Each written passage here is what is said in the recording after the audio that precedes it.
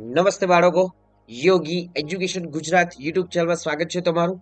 આજે આપણે જોઈશું ધોરણ 6 વિષય ગણિતના પેપરનું સંપૂર્ણ સોલ્યુશન. તો તમે સ્ક્રીન પર જોઈ શકો છો સ્ટુડન્ટ્સ. આજે ગણિતનું પેપર તમે જે લખ્યું છે વિદ્યાર્થી મિત્રો, એ પેપરનું હવે આપણે સંપૂર્ણ સોલ્યુશન જોઈશું. તો ખાસ વિડીયોના અંત સુધી બન્યા રહેશો. ચેનલને સબસ્ક્રાઇબ નથી કરી, ચેનલને સબસ્ક્રાઇબ પણ કરી લેજો. તો જોઈએ આપણે સૌપ્રથમ તો પ્રશ્ન 1. અને ખાસ વિદ્યાર્થી મિત્રો, જે પીએસઈ એક્ઝામ જે છે એ તારીખ 31/1/2026 ના દિને લેવામાં આવશે. હજી પણ જે વિદ્યાર્થીને ફોર્મ ભરવાના બાકી છે તો ફટાફટ સ્ટુડન્ટ્સ એ ફોર્મ ભરી દો. જોઈએ હવે પ્રશ્ન 1. નીચે આપેલ દાખલા ગણો 4 માંથી ગમે તે 3. એક નગરની ચૂંટણીમાં વર્ષ 2020માં નોંધાવેલ પુરુષ મતદારોની સંખ્યા 2,63,628 અને સ્ત્રી મતદારોની સંખ્યા 2,38,745 હતી. તો કુલ મતદારોની સંખ્યા કેટલી હશે? તો અહીં કુલ જે પૂછવામાં આવે છે મતદારોની સંખ્યા કેટલી છે, તો અહીં બંનેનો સરવાળો કરવાનો રહેશે. તો જવાબ શું થશે? 5,02,373. આગળ જોઈએ નેક્સ્ટ. વન વિભાગ દ્વારા અત્યાર સુધી 8,225 વૃક્ષો વાવવામાં આવ્યા. જો તેમને 10,000 વૃક્ષો વાવવા હોય તો હજુ વધુ કેટલા વૃક્ષો વાવવા પડશે? તો હજુ કેટલા વૃક્ષો વાવવા પડશે? 1,775. આગળ જોઈએ. એક મોટર બનાવતી કંપની એક દિવસમાં સરેરાશ 1,945 મોટર કારનું ઉત્પાદન કરે છે. તો જાન્યુઆરી 2025માં કેટલી મોટર કારનું ઉત્પાદન કરશે? તો જાન્યુઆરીમાં કેટલા દિવસો આવે છે સ્ટુડન્ટ્સ? 31 દિવસો આવે છે. તેથી 1,945 ગુણ્યા 31, તો જાન્યુઆરી મંથમાં 60,295 મોટર કારનું ઉત્પાદન કર્યું હશે. જોઈએ આગળ. એક પાત્રમાં 4 લીટર 500 મિલી દહીં છે, તેમાંથી 25 મિલીની ક્ષમતાવાળા કેટલા કપ ભરી શકાય? તો અહીં જે એકમો જે છે, અહીં લીટર છે, અહીં મિલી છે, અને આપણે 25 મિલીના કેટલા કપ ભરી શકાય એ શોધવાનું છે. તો સૌપ્રથમ તો અહીં જે દહીં કેટલા લીટર હતું? 4 લીટર અને 500 મિલી. તો 1 લીટર બરાબર 1000 મિલીલીટર, એટલે કે કુલ દહીં એ કેટલા થશે મિલીલીટરમાં? તો અહીં કુલ દહીં જે છે એ મિલીલીટરમાં થશે 4,500 મિલીલીટર. હવે એક કપની ક્ષમતા છે 25 મિલી. હવે કેટલા કપ ભરાશે તે મેળવવા માટે? તો 4,500 ભાગ્યા 25 બરાબર શું થશે? 180 કપ ભરાશે. આગળ જોઈએ હવે પ્રશ્ન 2. માંગ્યા મુજબ જવાબ લખો. નીચે આપેલ સંખ્યાને ભારતીય અને આંતરરાષ્ટ્રીય અંક પદ્ધતિમાં દર્શાવતો. સૌપ્રથમ ભારતીય અંક પદ્ધતિ શું થશે? તો 9,54,36,216. આંતરરાષ્ટ્રીય અંક પદ્ધતિમાં અહીં જણાવવામાં આવ્યું છે. ખાસ યાદ રાખવું, આંતરરાષ્ટ્રીય પદ્ધતિમાં જે અલ્પવિરામ છે એ અહીં 3 સંખ્યા પછી અલ્પવિરામ છે, ફરીથી 3 સંખ્યા પછી અલ્પવિરામ, આ પ્રમાણે અલ્પવિરામ મૂકવાનો હોય છે. આગળ જોઈએ. 9, 2, 5, 8, 3 નો ફક્ત એક જ વાર ઉપયોગ કરી બનતી સૌથી મોટી સંખ્યા અને સૌથી નાની સંખ્યા વચ્ચેનો તફાવત શોધો. તો સૌથી મોટી સંખ્યા શું છે? તો અહીં સૌથી મોટી સંખ્યા બનશે જે 9, 2, 5, 8, 3 માટે 98,532. સૌથી નાની સંખ્યા બનશે 23,589. હવે તફાવત એટલે કે બાદબાકી. તો શું થશે? બાદબાકી કરીશું તો 74,943. આગળ જે સૂચના મુજબ લખો. સંખ્યાને ચડતા ક્રમમાં ગોઠવો. તો જે સંખ્યા જે છે એને ચડતા ક્રમમાં ગોઠવાનું એ કેવી રીતે હોય છે? તો સૌપ્રથમ તો નાની સંખ્યા, પછી મોટી સંખ્યા, એમનાથી મોટી સંખ્યા. તો 563, 945, 6,532, 8,462. આપેલ સંખ્યાને ઉતરતા ક્રમમાં ગોઠવો. તો ઉતરતા ક્રમમાં ગોઠવવા માટે તો સૌપ્રથમ મોટી સંખ્યા 96,241, 75,432, 65,652 અને 2,645. નેક્સ્ટ જે પ્રશ્ન 3. આપેલા વિધાન ખરા છે કે ખોટા તે જણાવો. 1000 એ 999 ના તરત પછી આવતી સંખ્યા છે, તો સાચું વિધાન છે. આગળ જોઈએ. 1 એ સૌથી નાની પૂર્ણ સંખ્યા છે. ખાસ વિદ્યાર્થી મિત્રો યાદ રાખવું, પ્રાકૃતિક સંખ્યાઓ 1, 2, 3, 4, 5. પૂર્ણ સંખ્યાઓ થશે 0, 1, 2, 3, 4. પૂર્ણાંક સંખ્યાઓ ઋણ સંખ્યાઓ સૌપ્રથમ અસંખ્ય આવશે. ઋણ 2, ઋણ 1, 0, 1, 2, 3, 4 અસંખ્ય સંખ્યાઓ. તો 1 એ સૌથી નાની પૂર્ણ સંખ્યા છે. તો આ વિધાન શું છે? ખોટું છે. 0 એ સૌથી નાની પૂર્ણ સંખ્યા છે. આગળ જોઈએ પ્રાકૃતિક સંખ્યા. એકની પહેલા કોઈ પ્રાકૃતિક સંખ્યા આવતી નથી, તો આ વિધાન સાચું છે. પ્રાકૃતિક સંખ્યા તમે જોઈ શકો છો અહીં એકથી જ પ્રાકૃતિક સંખ્યા સ્ટાર્ટ થાય છે. આગળ જોઈએ પૂર્ણ સંખ્યા 601, 599 અને 601 ની વચ્ચે આવે છે, સાચું વિધાન છે. દરેક પ્રાકૃતિક સંખ્યા પૂર્ણ સંખ્યા છે. તો અહીં પ્રાકૃતિક સંખ્યા જોઈ શકો છો 1 2 3, પૂર્ણ સંખ્યા 0 1 2 3. તો પ્રાકૃતિક સંખ્યા શામાં સમાયેલી છે? પૂર્ણ સંખ્યામાં સમાયેલી છે. એ જ પ્રમાણે પૂર્ણ સંખ્યા શામાં સમાયેલી છે? પૂર્ણાંક સંખ્યામાં સમાયેલી છે.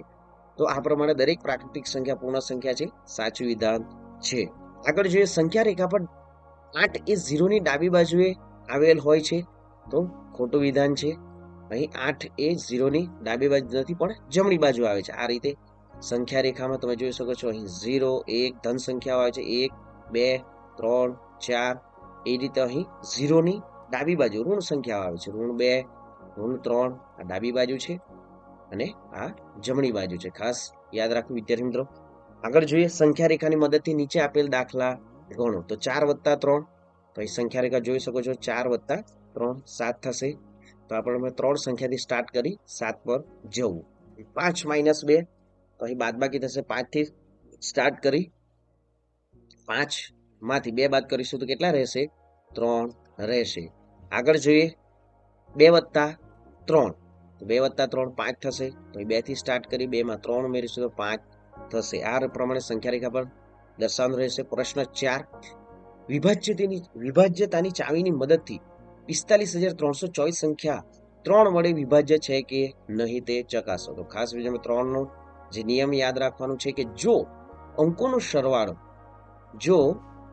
સરવાળો 3 નો અવયવી છે તો પછી તે સંખ્યાને 3 વડે ભાગી શકાય છે. તો અહીં સંખ્યા તમે જોઈ શકો છો 4 + 5 + 3 + 2 + 4 18 થશે. 18 જે છે એ 3 ના ઘડિયામાં આવે છે, 6 × 3 = 18, તો 6 રહેશે. તો આમ શું થશે? સાચો ઉત્તર 3 વડે, જે 45,324 3 વડે વિભાજ્ય સંખ્યા છે. આગળ જોઈએ સેકન્ડ, વિભાજ્યતાની ચાવીની મદદથી 82,431 સંખ્યા 6 વડે વિભાજ્ય છે કે નહીં તે ચકાસો. તો વિભાજ્યતાની ચાવી 6 માટે 6 વડે ત્યારે જ વિભાજ્ય હોય જ્યારે 2 અને 3 વડે બંને વડે વિભાજ્ય હોય. તો અહીં જે સંખ્યા જે આપી છે, તો 2 વડે વિભાજ્ય થવા માટે છેલ્લો અંક બેકી હોવો જોઈએ, તો અહીં એકી છે. તેથી એકી સંખ્યાઓથી 2 વડે વિભાજ્ય નથી, પરંતુ અહીં જે સંખ્યા 3 વડે વિભાજ્ય છે, પરંતુ 2 માંથી એક નિયમ જ વિદ્યાર્થી મિત્રો લાગુ પડે છે.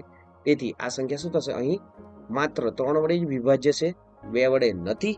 તેથી 82,431 સંખ્યા 6 વડે વિભાજ્ય નથી.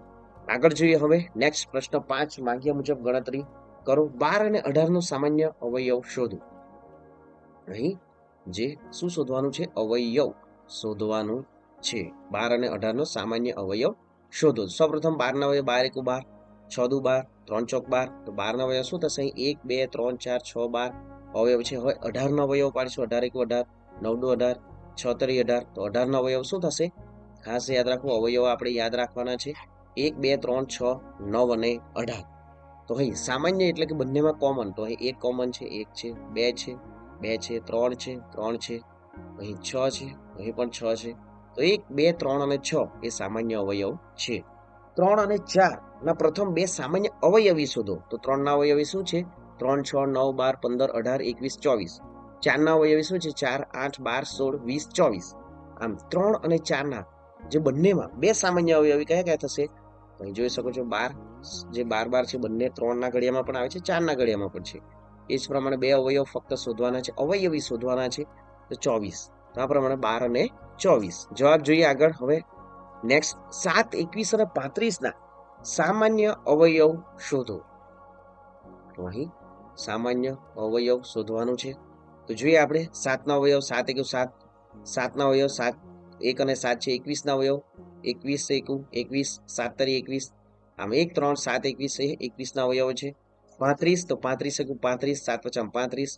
35 ના અવયવ 1 5 7 35 છે. 7 21 35 ના સામાન્ય અવયવ 1 અને 7 છે. બંનેમાં કોમન હોય તેવા શું છે? 1 અને 7. આગળ જોઈએ પ્રશ્ન 6, સૂચના મુજબ ગણતરી કરો. 14 અને 49 નો ભૂસાઅ શોધો. તો 14 ના અવયવ શું થાય છે? તો વિદ્યાર્થી મિત્રો આ પ્રમાણે ભાગાકારની રીત પણ કરી શકો. 14, તો 7 દુ 14 થશે, 7 એકુ 7. એ જ પ્રમાણે 49, તો 49 7 × 7 = 49, 7 એકુ 7. તો 14 ના અવયવ 2 × 7, 49 ના અવયવ 7 × 7. હવે ગુસાઅ એટલે ગુરુત્તમ સામાન્ય અવયવ. તો અહીં બંનેમાં કોમન શું છે? 7 છે. તેથી ગુસાઅ 14 અને 49 નો ગુસાઅ શું છે? 7 છે. આગળ જોઈએ હવે નેક્સ્ટ 10 અને 25 નો લસાઅ શોધો. તો અહીં 10 ના અવયવ શું છે? 5 નું 10, 25 ના અવયવ અવિભાજ્ય અવયવ 5 × 25. આમ બંનેમાં કોમન શું છે? 5 એ કોમન છે અને બાકી રહેલી સંખ્યા 2 છે અને 5 છે. તો 5 × 25 = 50. તો 10 અને 25 નો લસાઅ શું છે? 50 છે. આગળ જોઈએ 22, 33 અને 44 નો ગુસાઅ શોધો. તો 22 ના અવયવ 11 દુ 22, 33 ના જે અવયવ અવિભાજ્ય અવયવ 11 તરી 33, 44 ના 11 દુ 22 દુ 44. આમ ગુસાઅ તો બંને જે ત્રણેયમાં કોમન છે એ સંખ્યા શું છે? 11 છે. તેથી ગુસાઅ શું થશે? 11. આગળ જોઈએ બ, માંગ્યા મુજબ ગણતરી કરો. અમિત, સોહમ અને રોહિત એક જગ્યાએથી એક સાથે પગ ઉપાડીને ચાલવાની શરૂઆત કરે છે. એમના પગલાનું માપ અનુક્રમે 63 સેન્ટીમીટર, 72 સેન્ટીમીટર, 81 સેન્ટીમીટર છે. એમાંથી દરેક કેટલું લઘુત્તમ અંતર નક્કી કરે જેથી પૂરા પગલાથી સરખું અંતર આવરી શકાય. તો અહીં સંપૂર્ણ દાખલો છે જ સ્ટુડન્ટ્સ. આપણે લસાઅ શોધવાનું રહેશે. તો અહીં સંપૂર્ણ લસાઅ શોધીને દાખલો ગણવામાં આવ્યો છે. તમે જોઈ શકો છો આ પ્રમાણે સંપૂર્ણ દાખલો લખી લો. 4536 જવાબ આવશે. આગળ જોઈએ 8, 12 અને 16 થી વિભાજ્ય 3 અંકની સૌથી નાની સંખ્યા શોધો. તો અહીં પણ સૌપ્રથમ તો આપણે 6 અહીં જે સંખ્યા જે છે ખાસ યાદ રાખવું, અહીં સંખ્યા છે 8, 12 અને 16. તો અહીં 2 ની 4 ઘાત ગુણ્યા 3, 2 દુ 4 દુ 8 દુ 16 ગુણ્યા 3 તો 48. સૌથી નાની 3 અંકની સંખ્યા શું છે? 100 છે. હવે 48 વડે ભાગ આપીએ તો આ પ્રમાણે સંપૂર્ણ દાખલો તમારે ગણવાનો રહેશે. આમ નાનામાં નાની સંખ્યા શું થશે? સાચો ઉત્તર 144 છે. આગળ જોઈએ હવે નેક્સ્ટ પ્રશ્ન 7. કોઈ પણ એક બંધ વક્ર દોરી તેને અંદરના ભાગમાં આપણે એ બિંદુ દર્શાવ્યું છે, બહારના ભાગમાં બી બિંદુ દર્શાવ્યું છે. નીચે આપેલા જોડકા જોડો. તો અહીં લંબચોરસ શું છે? તો સાચો ઉત્તર છે બહુકોણ છે. નેક્સ્ટ બીજામાં તો સાચો ઉત્તર છે ડી ખુલ્લો વક્ર. જે અહીં ત્રીજી સાચો ઉત્તર છે બંધ વક્ર છે પણ બહુકોણ નથી. ચોથામાં સાચો ઉત્તર શું થશે? સી સાદો વક્ર નથી.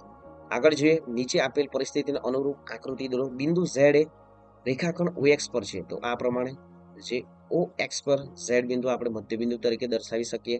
તો આ પ્રમાણે તમારે દર્શાવવાનું છે.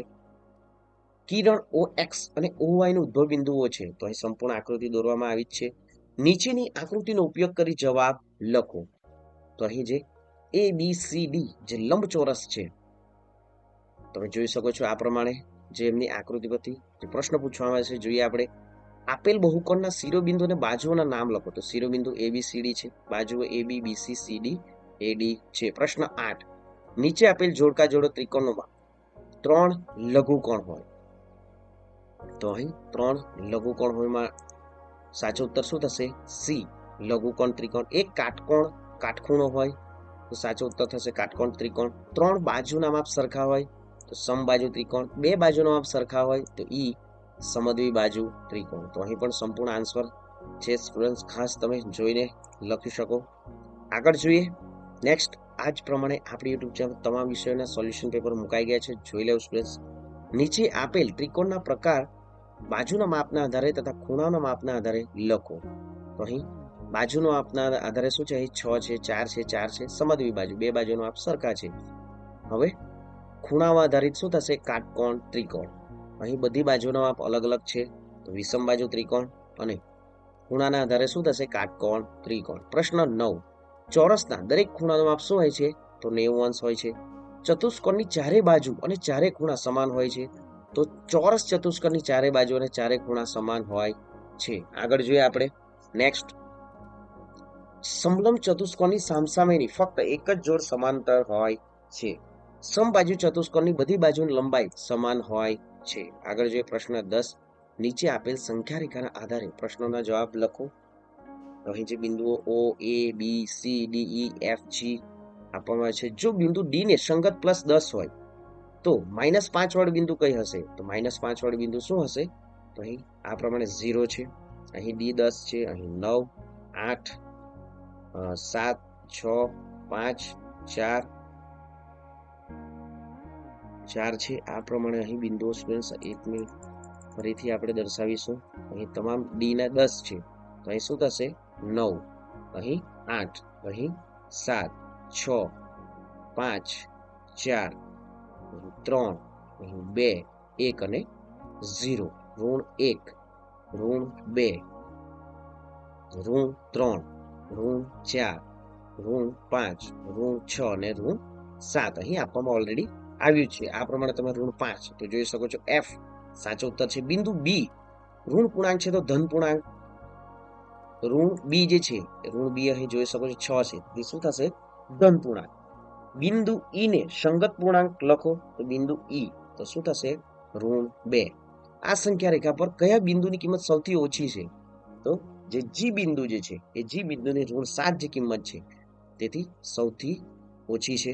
આગળ જોઈએ તમામ બિંદુને મૂલ્યને ઘટતા ક્રમમાં લખો તો ડી સી બી એઝ ઓ ઈ એફ જી. માંગ્યા મુજબ ગણતરી કરો સંખ્યા રેખાના ઉપયોગ વગર. 18 પ્લસ માઇનસ 12 તો શું થશે 18 માઇનસ 12 પ્લસ માઇનસ માઇનસ થશે 6. 15 માઇનસ માઇનસ 5 તો એ ખાસ યાદ રાખો માઇનસ માઇનસ શું થશે પ્લસ થશે તો 15 વત્તા 5 20. સંખ્યા રેખાનો ઉપયોગ દ્વારા ગણતરી કરો 5 વત્તા માઇનસ 3 તો શું થશે 2. આગળ એ જ પ્રમાણે -2 -4 તો -2 -4 -6 થશે. તો આ અહીં જે દાખલો જે અંતિમ જે છે વિદ્યાર્થીઓ સંખ્યા રેખા પર તમારે દર્શાવવાનું રહેશે. જો વિદ્યાર્થીઓ એ પણ ખ્યાલ નથી તો કોમેન્ટ કરજો, આપણે શોર્ટ વિડીયો બનાવી દઈશું. તો ખાસ વિદ્યાર્થી મિત્રો ચેનલ હજી સુધી તમે સબસ્ક્રાઇબ નથી કરી, ચેનલને સબસ્ક્રાઇબ પણ કરી દેજો, વિડીયોને લાઇક પણ કરી દેજો.